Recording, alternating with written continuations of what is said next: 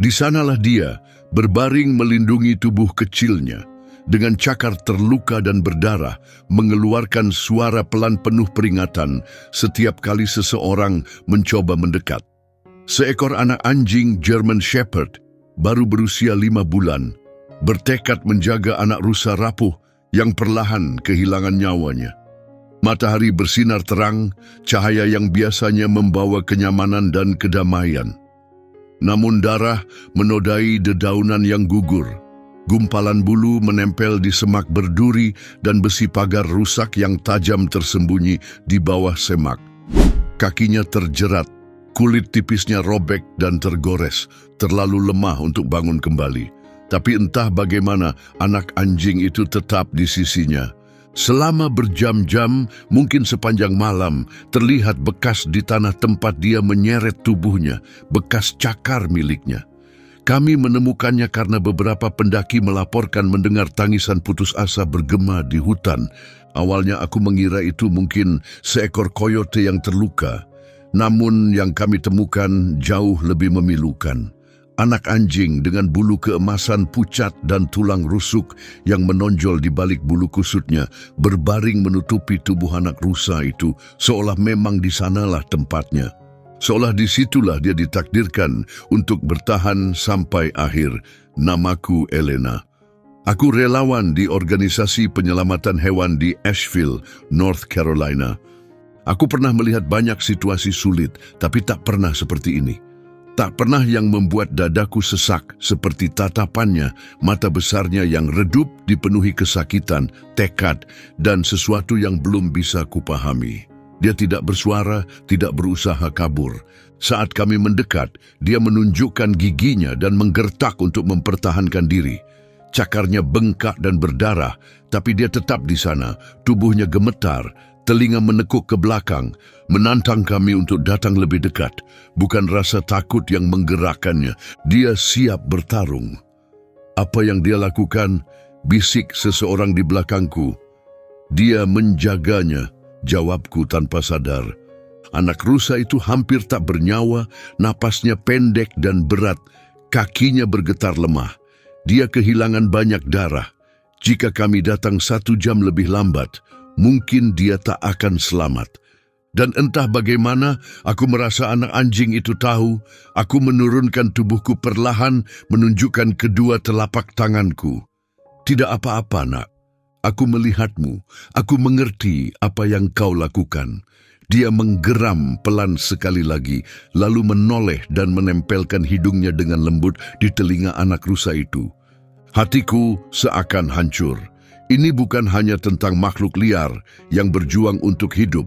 Ini tentang seekor anak anjing German Shepherd yang memilih tetap tinggal, menahan sakit, berjaga bersama bayi lain yang sama-sama tak berdaya dan tak bisa memanggil pertolongan.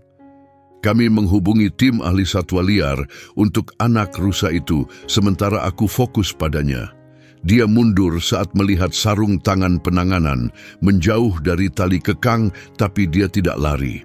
Saat aku berhasil cukup dekat, aku melihat kulitnya lecet dan merah di bawah kaki depannya, jelas karena kalung yang pernah tercabut paksa. Seseorang pernah merawatnya, seseorang juga telah meninggalkannya. Aku berbisik pelan, apa yang terjadi padamu, nak? Siapa yang meninggalkanmu di sini? Tentu dia tak bisa menjawab. Hanya menatap melewatiku, matanya mengikuti tandu tempat mereka mengangkat anak rusa itu dengan hati-hati, yang kemudian kami beri nama Luna. Lalu dia melakukan sesuatu yang membuat semua orang terdiam. Dia berusaha bangkit dengan kaki gemetar dan mulai mengikutinya. Berjalan terpincang, kepalanya tertunduk, cakarnya yang terluka hampir tak menyentuh tanah. Dia menapaki jalur di belakang Luna sampai ke tepi hutan, seolah dia tak sanggup berpisah. Tim penyelamat satwa berhenti dan menatapku menunggu keputusan. Aku menarik napas dalam-dalam. Biarkan dia ikut, hanya kali ini. Petugas itu ragu sejenak, lalu mengangguk pelan. Baik, tapi dia jadi tanggung jawabmu. Aku tidak ragu sedikit pun. Dia sudah menjadi tanggung jawabku. Aku memutuskan memanggilnya Rocco. Nama itu terasa tepat. Saat aku membantunya masuk ke mobilku, aku sama sekali tak tahu apa yang akan dia bawa ke dalam hidupku, atau bagaimana anak anjing German Shepherd ini akan mengubah hidup kami semua. Malam pertama, Rocco tidak bisa tenang, aku juga tidak. Dia mondar-mandir gelisah di ruang tamu, seolah sebagian jiwanya masih tertinggal di hutan itu. Setiap kali dahan pohon menyentuh jendela atau rumah berbunyi pelan, telinganya langsung menegang, seluruh tubuhnya waspada. Dia tidak menggonggong atau merengek. Dia hanya terus bergerak, seolah mendengarkan sesuatu yang tak bisa kudengar. Aku menyiapkan selimut lembut dan semangkuk makanan, tapi dia sama sekali tidak tertarik. Akhirnya dia meringkuk erat di samping pintu depan, menempelkan hidungnya ke celah di bawah pintu berjaga, seakan dia sedang menjaga rumah atau mungkin berharap pintu itu akan terbuka. Aku duduk di tangga, mengamati anak anjing German Shepherd itu bernapas pendek dan teratur. Tubuhnya sangat kurus, bulunya kusut dipenuhi lumpur dan duri, tapi caranya berdiri menunjukkan dia seperti prajurit yang sudah berpengalaman. Waspada, siap, dipenuhi tujuan yang berat. Apa yang bisa membuat seekor anjing semuda itu menanggung tanggung jawab sebesar ini? Pikiranku teringat pada Luna, anak rusa yang terluka. Dia masih dirawat di pusat rehabilitasi satwa liar, dibius dengan hati-hati, menerima perawatan untuk lukanya dan traumanya. Dokter hewan memperingatkan bahwa kemungkinan Luna untuk bertahan hidup masih belum pasti. Dia sangat dehidrasi, suhu tubuhnya terlalu rendah.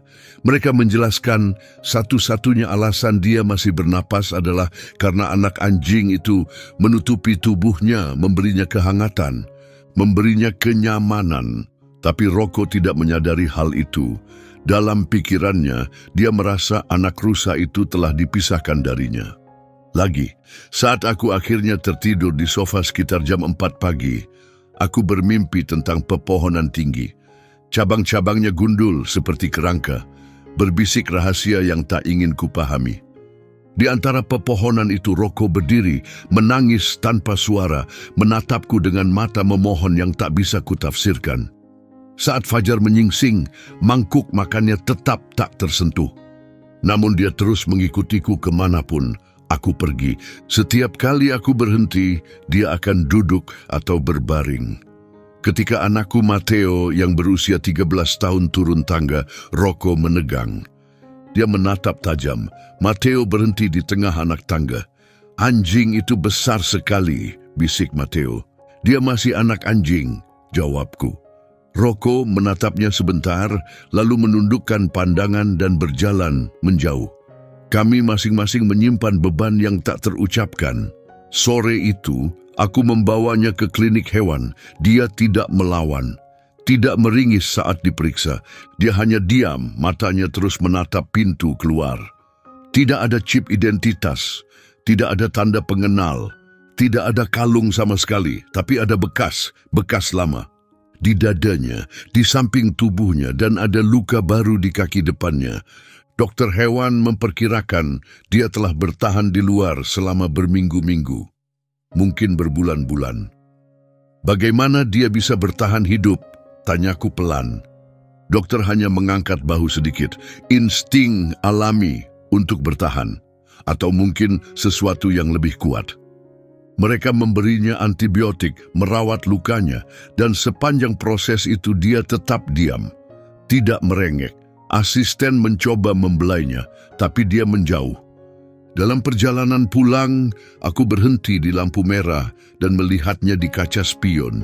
Dia menatap keluar jendela, bukan dengan rasa takut, bukan dengan rasa ingin tahu, tapi seperti sedang mencari, seolah pemandangan kota ini terasa asing baginya. Seolah dia tahu persis di mana tempatnya berada, dan disinilah bukan tempat itu.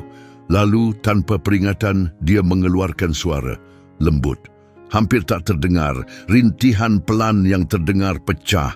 Aku mengulurkan tanganku ke belakang tanpa berpikir. Aku mengerti, Rocco. Aku mengerti. German Shepherd ini bukan hanya tersesat. Dia sedang mencari seseorang yang sudah pernah dia temukan dan terpaksa dia tinggalkan. Malam itu, dia menangis. Bukan dengan suara keras, bukan terus-menerus, tapi dengan suara sedih yang dalam, muncul dari dalam dirinya seperti kenangan menyakitkan yang terlalu berat untuk ditanggung. Kali ini Rocco tidak mondar-mandir. Dia tetap meringkuk di samping jendela, menatap ke gelapnya malam di luar sana. Tubuhnya kadang bergetar, tapi dia tak berusaha pergi. Aku duduk di lorong, lampu redup, hanya mendengarkannya. Aku memilih untuk tidak mengganggu. Apapun yang berkecamuk di dalam dirinya, aku tahu itu bukan sesuatu yang bisa kusembuhkan dengan kata-kata lembut atau makanan. Dia sedang berduka, dan bukan untuk dirinya sendiri. Keesokan paginya, makanannya hampir tak disentuh. Matteo mencoba memberinya potongan ayam matang. Rocco menatapnya, menerima satu potong dengan hati-hati, lalu meletakkan kepalanya tanpa memakannya. Matteo menoleh padaku, ragu. Dia tidak membencimu, jelasku. Dia hanya belum siap. Nanti saat aku merawat kakinya, aku menemukan sesuatu yang aneh. Noda cokelat tua di salah satu telapak kakinya yang bukan tanah.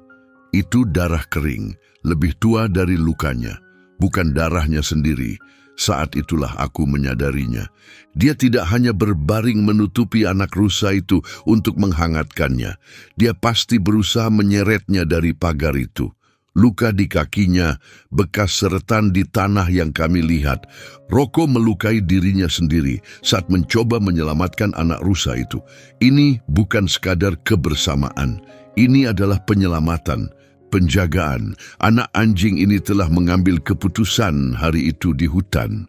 Dia tidak akan bertahan tanpa anak rusa itu. Aku menghubungi pusat rehabilitasi satwa liar. Luna masih hidup, meskipun hampir tak bernyawa. Mereka tidak yakin dia akan bisa berjalan normal lagi. Dia menolak makan, menolak setiap sentuhan. Mereka sudah mencoba segalanya, tapi mereka memperingatkanku dengan lembut. Kau sebaiknya menyiapkan anak-anak jika dia tidak berhasil bertahan. Aku tak sanggup menjelaskan bahwa sebenarnya tak ada anak-anak di rumah ini. Hanya ada seekor anjing yang sudah memahami kenyataan itu dan tak sanggup menanggungnya. Sore itu, aku mengajak Rocco berjalan di jalan setapak di samping rumah, berharap jalan-jalan bisa menumbuhkan seleranya makan atau setidaknya mengalihkan pikirannya. Namun di tengah perjalanan, dia menarikku kuat ke kiri, menuju hutan. "Rocco, berhenti," kataku pelan. "Bukan sekarang." Tapi dia mengabaikanku. Seluruh tubuhnya menegang, hidungnya mengendus angin. Dia menarik lagi, lebih kuat, bukan seperti anjing yang mengikuti bau, tapi seperti seseorang yang mencoba menjangkau sesuatu yang suci. Aku menyerah. Hutan itu segera menjadi rapat. Kami tidak jauh dari tempat dia ditemukan dulu. Namun begitu, dia menuntunku dengan sangat tepat, tanpa ragu, seolah kakinya sudah menghafal jalannya. Akhirnya kami sampai di tanah lapang yang berisi pagar logam berkarat itu, bengkok dan sebagian roboh, tersembunyi di antara tanaman rambat dan bayangan. Dia berhenti, hanya diam di sana, telinganya tegak, menarik napas dalam-dalam. Aku melihat dia duduk, lalu menundukkan kepalanya. Tidak ada suara, tidak ada jejak Luna. Namun Rocco terlihat seolah dia menemukan makam. Saat itu, ada sesuatu di dalam diriku yang retak, karena di hutan yang sepi dengan sinar matahari menembus ranting itu, aku tidak sedang melihat seekor anak anjing German Shepherd. Aku sedang menyaksikan jiwa yang sudah merasakan kehilangan, anjing muda yang tetap tinggal saat yang lain lari, yang memilih menanggung sakit daripada meninggalkan. Dan aku mengerti, dia sebenarnya tidak tersesat sama sekali. Dia tahu persis kemana tujuannya, tapi bisakah aku menemaninya? Aku membawanya pulang tanpa sepatah kata. Dia tidak melawan, tapi dia juga tidak menoleh ke belakang, tidak sekalipun. Tatapannya tetap tertuju ke hutan, seolah dia meninggalkan sesuatu di sana yang tak akan kembali bersamanya. Malam itu, suasana rumah terasa berbeda. Dia tidak lagi mondar-mandir, dia tidak menangis. Dia hanya diam, kepalanya terbaring di antara koridor dan pintu masuk, seolah sedang menunggu seseorang datang. Matteo duduk di depannya dengan buku gambarnya, bersila. Dia diam, hanya menggambar. Sesekali dia menatap Rocco, lalu kembali menulis dengan pensilnya di kertas. Rocco tetap diam, tapi aku melihat dia beberapa kali melirik balik. Malam itu juga aku meneliti catatan dokter hewan lebih detail. Lukanya memang tidak membahayakan nyawanya, tapi catatan observasi itu menarik perhatianku. Beberapa bekas luka lama, ada yang mirip bekas ikatan. Anak anjing menunjukkan tanda-tanda penarikan emosi, respons trauma ringan. Mereka memilih kata-kata mereka dengan hati-hati. Aku tidak memerlukan penjelasan. Aku sudah mengerti maksudnya. Ini bukan pertama kalinya Rocco merasakan dikurung. Namun, alih-alih menjadi ganas, anak anjing itu memilih untuk menyelamatkan makhluk yang lebih kecil, yang lebih lemah, makhluk hutan, bayi seperti dirinya. Dia menggunakan sedikit tenaganya untuk melindungi, menghangatkan dan berkorban demi makhluk itu. Aku bersandar di kursiku menatap ke atas. Siapa kamu sebenarnya? Gumamku. Keesokan paginya, aku menerima telepon dari pusat rehabilitasi satwa liar. Luna berhasil melewati malam. Dia sudah bisa berdiri, jelas petugas rehabilitasi itu. Hanya sebentar, tapi dia berdiri. Dia juga memakan sedikit makanan. Ini hal kecil, tapi sangat menggembirakan. Telapak tanganku menekan dadaku. Dia bereaksi saat ada anjing menggonggong di luar. Lanjutnya, apakah dia pernah bertemu anjing? Aku berusaha menelan ludah. Dia tidak hanya bertemu. Aku menutup telepon dan berjalan ke ruang depan, jantungku berdegup kencang. Rocco duduk di depan kaca lagi, memandangi hutan. Aku berlutut di sampingnya, membuka rekaman singkat yang mereka kirimkan.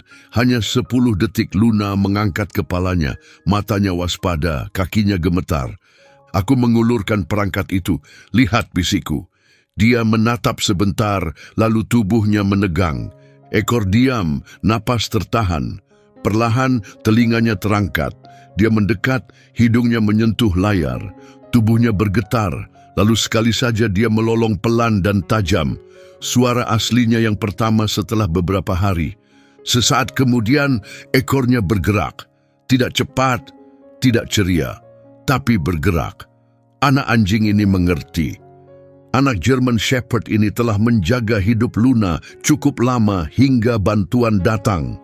Dia memilih tetap menahan sakit, lapar, dan takut demi makhluk lain. Dan kini dia hidup. Malam itu dia mendatangi mangkuk makannya dan makan.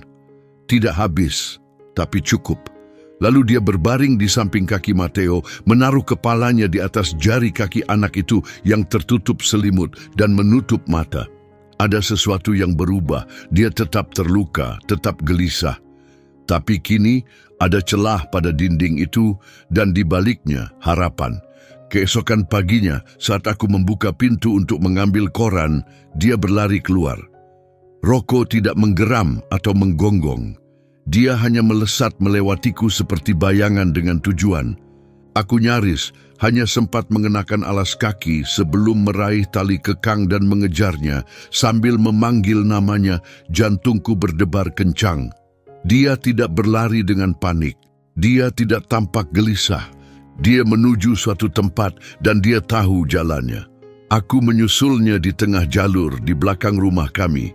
Tempat hutan mulai rapat dan udara menjadi sejuk.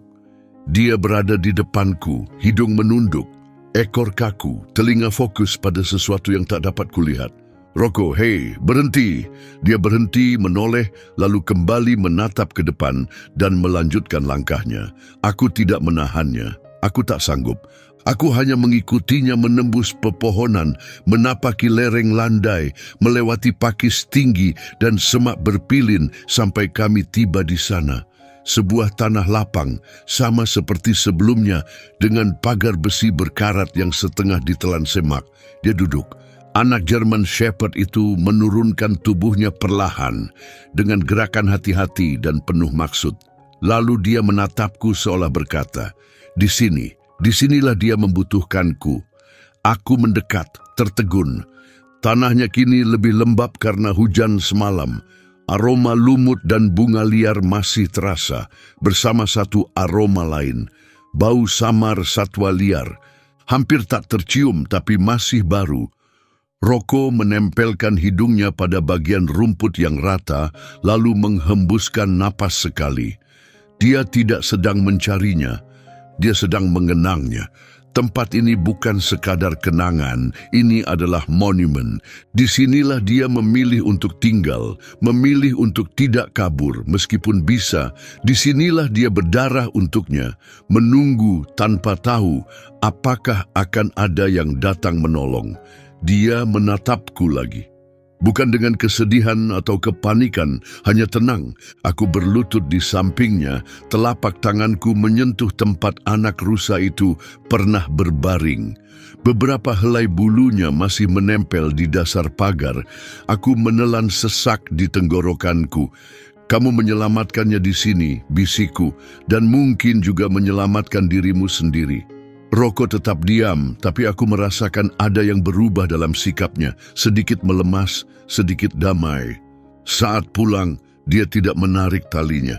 Dia berjalan di sampingku, pelan dan mantap. Sesekali, hidungnya menyentuh telapak tanganku. Hanya sebentar, sekilas sentuhan, sebuah ikatan. Sampai rumah, Matteo menunggu di teras. "Kalian lama sekali," katanya sambil menatap Rocco. "Dia punya tujuan sendiri," jawabku. Matteo mengangguk. "Boleh aku ajak dia jalan-jalan lain kali?" Aku menatap anak anjing itu yang kini duduk tenang di kaki Matteo. Tubuhnya rileks untuk pertama kalinya sejak aku mengenalnya. "Ya," jawabku pelan. "Aku rasa dia akan senang." Malam itu, Rocco berbaring di dekat perapian, bukan untuk berjaga atau mengawasi, hanya beristirahat. Dan untuk pertama kalinya, dia membiarkanku mengelus kepalanya tanpa menyingkir. Anak anjing ini tidak lagi membutuhkan penyelamatan. Dia hanya perlu seseorang menemaninya menuju apapun yang menantinya. Luna menolak makan lagi. Aku menerima telepon lewat tengah hari. Suara yang sama yang beberapa hari lalu memberitahuku bahwa dia sudah berdiri, makan dan pulih, kini terdengar lelah, ragu. Dia menolak makan. Dia tidak berinteraksi dengan tim seperti sebelumnya. Kami sudah mencoba segalanya, tapi seolah ada sesuatu dalam dirinya yang padam. Aku tidak menjawab, hanya berdiri di dapur, menatap keluar jendela, satu tangan bertumpu di kepala Rocco. Dia langsung duduk di sampingku begitu telepon berbunyi, seolah dia mengerti. Malam itu, Rocco yang dulu kembali. Dia mulai mondar-mandir lagi, mengawasi pintu, berdiam berjam-jam dalam gelap, hanya telinganya yang bergerak setiap kali terdengar suara dari hutan. Saat aku mencoba duduk di sampingnya, dia bergeser menjauh. Dia tidak menggeram, dia tidak menggigit, dia hanya tidak ingin disentuh. Ini bukan sekadar anak anjing yang merindukan teman. Ini adalah kesedihan yang kembali sepenuhnya. Keesokan paginya, aku mengambil keputusan. Aku menghubungi pusat rehabilitasi dan menanyakan apakah kami bisa berkunjung. Mereka terdengar ragu. Satwa liar tidak seharusnya memiliki ikatan dengan hewan peliharaan. Interaksi dibatasi. Tapi saat aku menjelaskan siapa Rocco dan apa yang dia lakukan, mereka mengizinkan. "Kita akan coba," kata mereka, "tapi tak ada jaminan." Saat kami tiba di area parkir berbatu, Rocco tidak menggonggong, tidak melompat. Dia duduk diam di kursi belakang, menatap bangunan di depan dengan tatapan yang membuat dadaku sesak. Begitu aku membuka pintu, dia keluar dan menarikku. Tidak dengan paksa, tidak dengan panik, tapi dengan tekad. Mereka menuntun kami ke samping, menuju kandang luar berpagar dan beratap, penuh rumput dan jerami. Luna terbaring di sudut, diam, perutnya naik turun pelan. Seorang petugas berdiri di dalam, mengawasinya. Rocco berhenti, seluruh tubuhnya menegang. Lalu dia melangkah maju. Begitu Luna melihatnya, sesuatu berubah. Dia tidak langsung bangkit. Tubuhnya masih terlalu lemah, tapi kepalanya terangkat, telinganya bergerak. Dia mengeluarkan suara lirih, dan Rocco dia mengeluarkan suara yang tak akan pernah kulupakan. Rintihan dalam yang berubah menjadi gonggongan singkat, tidak keras, tidak galak, tapi penuh dengan sesuatu yang abadi. Dia lalu duduk di luar kandang, menatapnya tanpa berkedip. Dia tidak bergerak, tidak mengibas, hanya mengamati. Petugas itu berlutut di samping Luna, menawarkan botol susu. Luna terdiam, lalu perlahan dengan bibir bergetar, dia minum. Aku menahan napas. Ini bukan kebetulan, ini adalah ikatan. Anak German Shepherd ini telah membawanya dalam hatinya, dan dia pun membawa Rocco dalam dirinya.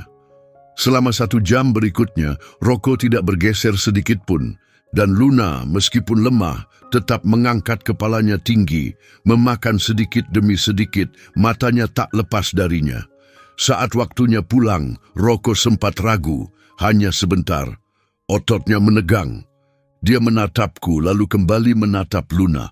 Aku tahu, bisikku, tapi sekarang dia aman. Dia bangkit, perlahan. Saat kami menuju mobil, aku menoleh ke belakang. Luna masih memandangi kami pergi.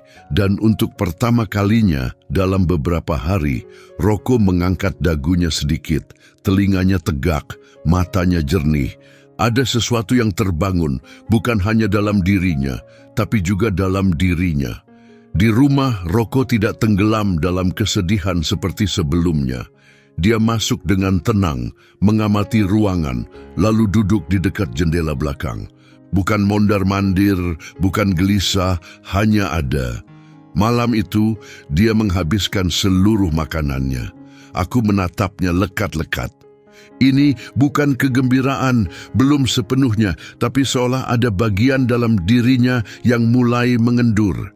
Dia tidak terkejut saat Matteo lewat di sampingnya. Dia membiarkan tanganku berlama-lama di punggungnya sebelum menjauh. Dia bahkan berbaring di karpet ruang tamu, tanpa menegakkan kepalanya, tanpa siaga mendengar setiap suara. Minggu itu, kami memulai ritme baru. Jalan cepat saat fajar, sesi bermain lembut, menyisir bulunya di dek belakang. Dia tetap tak peduli pada bola. Dia tidak menggonggong pada hewan atau menarik tali seperti anak anjing lain seusianya, tapi dia memperhatikan segalanya dengan mata yang cerdas dan penuh pemikiran. Dia tetap menjadi pengamat tenang kehidupan, belum sepenuhnya menjadi bagian aktif. Suatu pagi, aku keluar dari kamar mandi dan mendengar suara langkah cepat dan lembut. Aku bergegas ke lorong dan melihat Matteo berdiri membeku, matanya membesar. Rocco berdiri di kakinya, menatap ke atas, ekornya bergoyang pelan. Dia datang sendiri, bisik Matteo, suaranya nyaris tak terdengar. Aku tidak memanggilnya. Rocco duduk diam, seimbang. Matteo berlutut. Hai teman kecil, dan Rocco mendekat menaruh kepalanya di kaki anak itu. Aku berbalik sebelum mereka melihat mataku yang basah. Ini bukan sekadar pemulihan. Ini adalah kepercayaan kecil, rapuh, tapi nyata.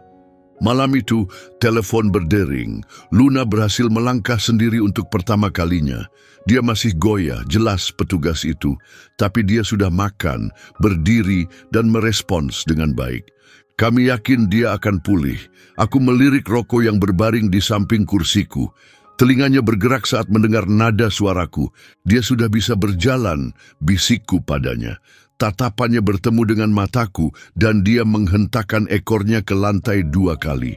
Keesokan paginya, sesuatu yang tak terduga terjadi. Rocco membawa talinya padaku. Aku menatapnya, terkejut. Dia belum pernah melakukan ini, belum pernah meminta apapun. Mau jalan-jalan, dia mengibas pelan.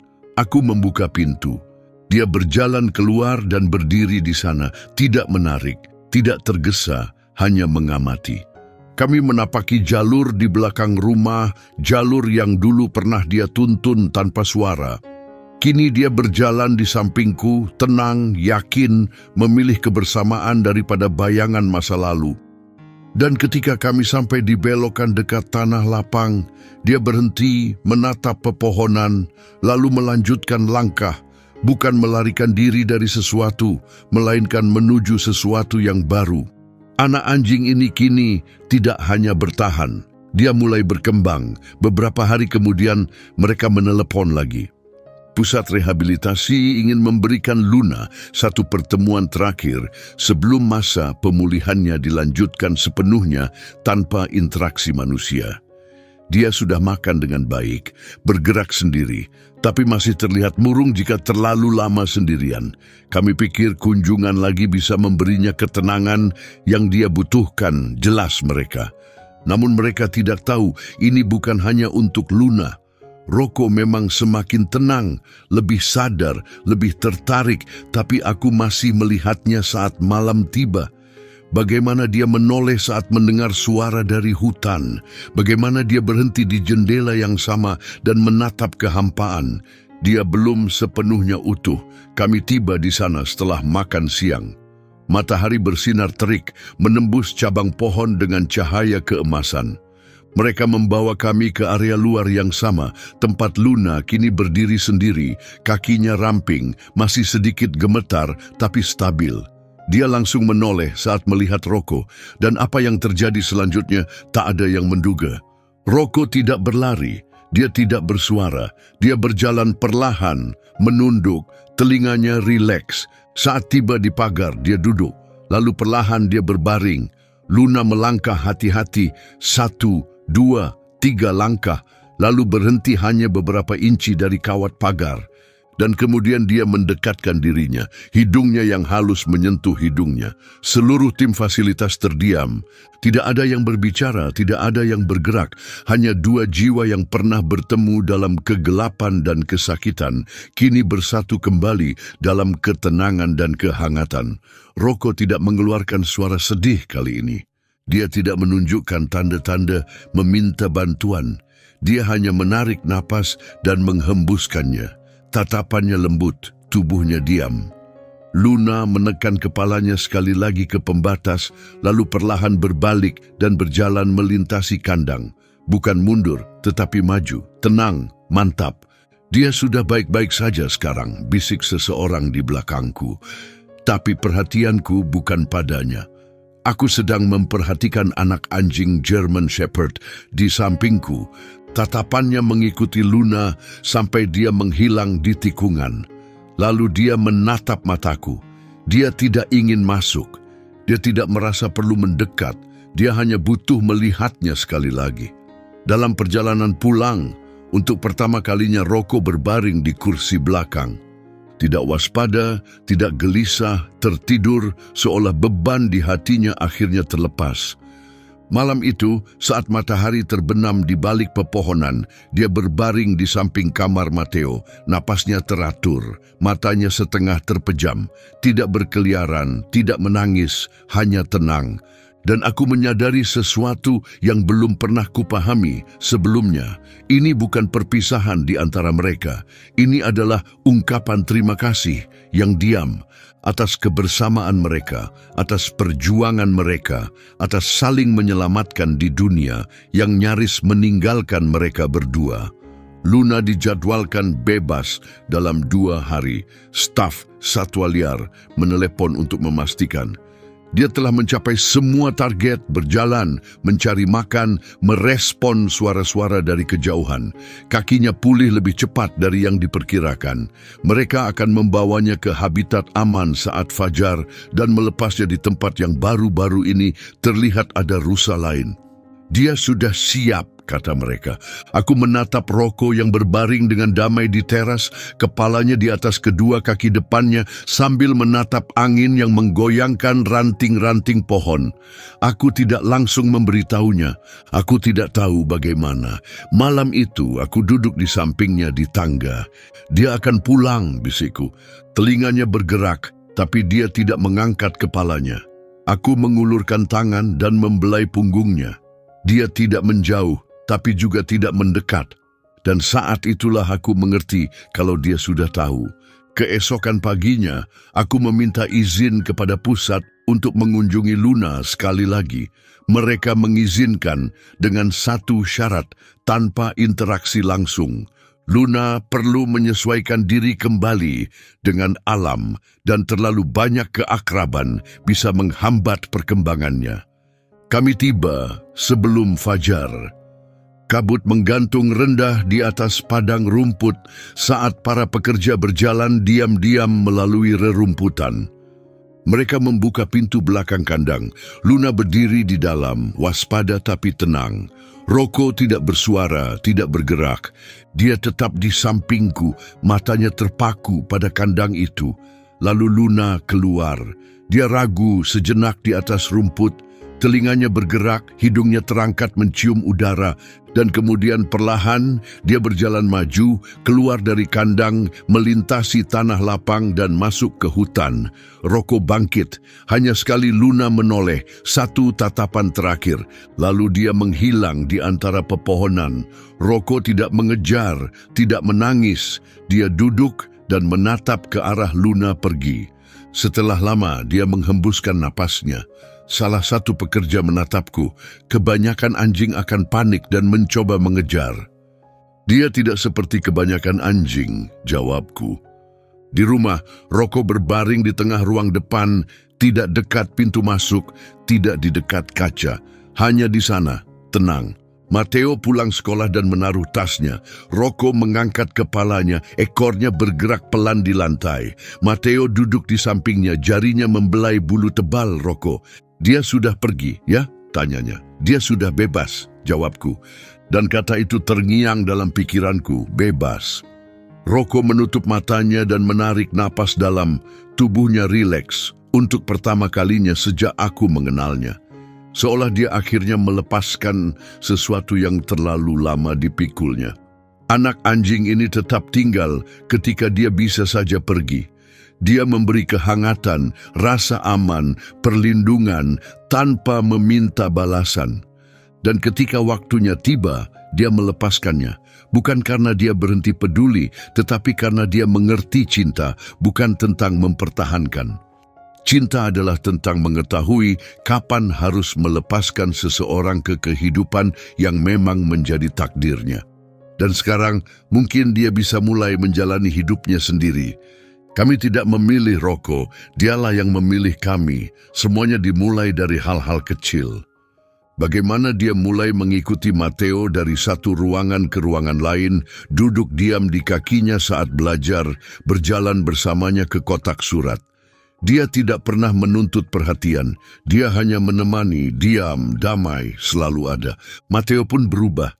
Anakku, yang dulu jarang menoleh dari gawainya, kini duduk di luar di teras, menggambar, membaca, hanya menikmati waktu, dengan Rocco di sampingnya. Suatu sore, aku menemukan mereka berdua terbaring di karpet. Matteo membisikkan sesuatu ke telinga Rocco. Suaranya pelan dan ragu-ragu.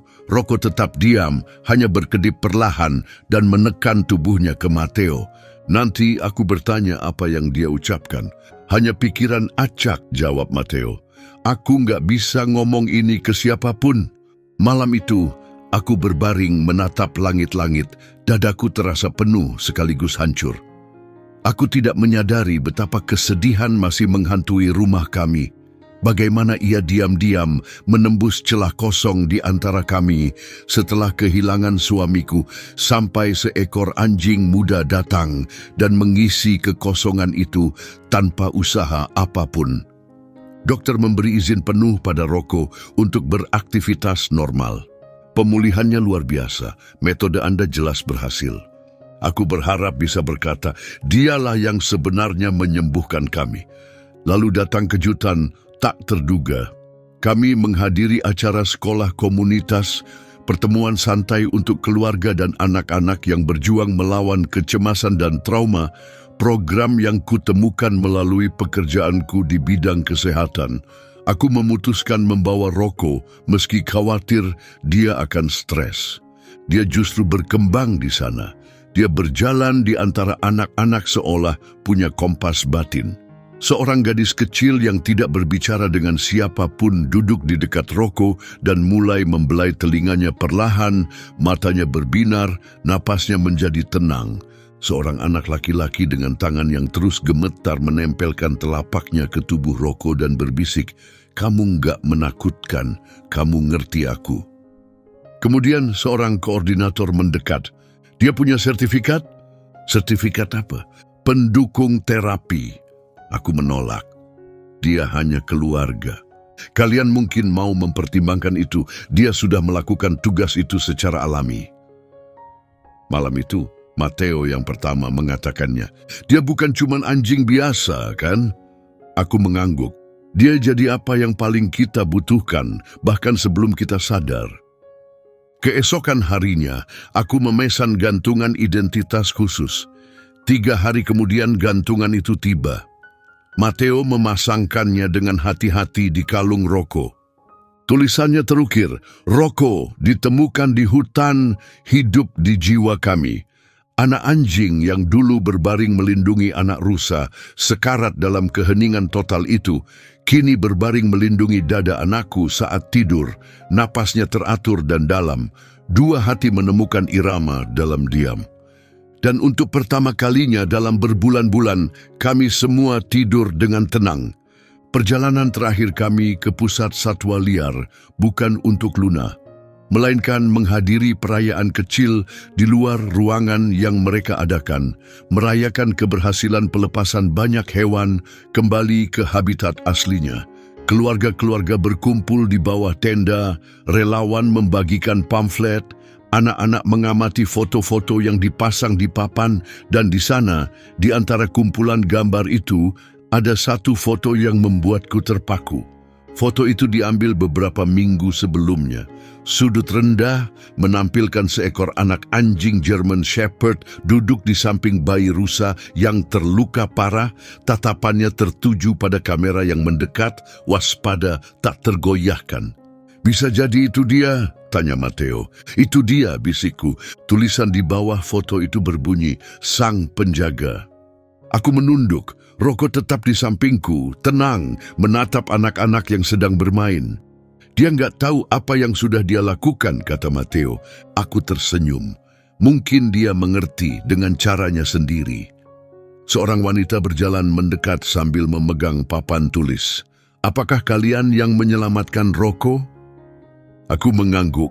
Dia berjongkok di samping Rocco. "Kami sering membicarakannya. Pengalamannya mengubah cara beberapa pekerja kami memahami trauma, bukan hanya pada satwa liar, tapi juga pada manusia." Rocco maju, menempelkan hidungnya ke lutut wanita itu. Akhirnya mereka memutar video pendek di layar ponsel. Bagian penutup menampilkan Luna yang dilepaskan, melangkah hati-hati ke dalam hutan, berhenti sejenak, lalu menghilang di balik pepohonan. Jari-jari Matteo menggenggam tanganku. "Dia bebas," katanya. "Iya." Dan Rocco yang berbaring di dekat kaki kami tidak mengangkat kepalanya. Dia hanya menghela napas panjang dengan tenang. Malam itu, saat matahari terbenam di balik pegunungan, aku berjalan bersamanya ke tanah lapang yang dulu pernah dia tunjukkan padaku. Pagar tua itu masih berdiri di sana, berkarat dan bengkok, hampir sepenuhnya ditelan alam. Tumbuhan baru tumbuh di tanah yang pernah terusik. Hutan itu sunyi. Rocco maju, hidungnya dekat dengan tanah, ekornya diam. Dia mendekati tempat di mana Luna pernah terbaring, tempat dia memilih untuk tetap tinggal, untuk menderita, untuk mengorbankan segalanya.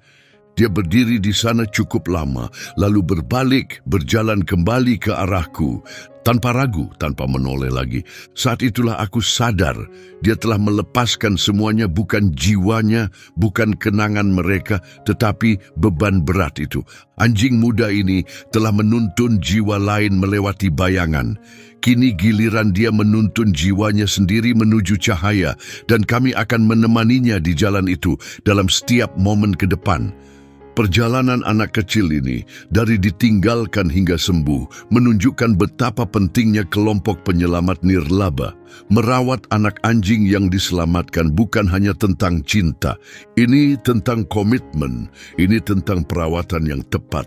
Ini tentang hadir untuk jiwa yang dulunya tak punya alasan untuk berharap. Roko mengajarkan kami bahwa penyembuhan tidak selalu terlihat seperti semangat, bermain, atau kegembiraan.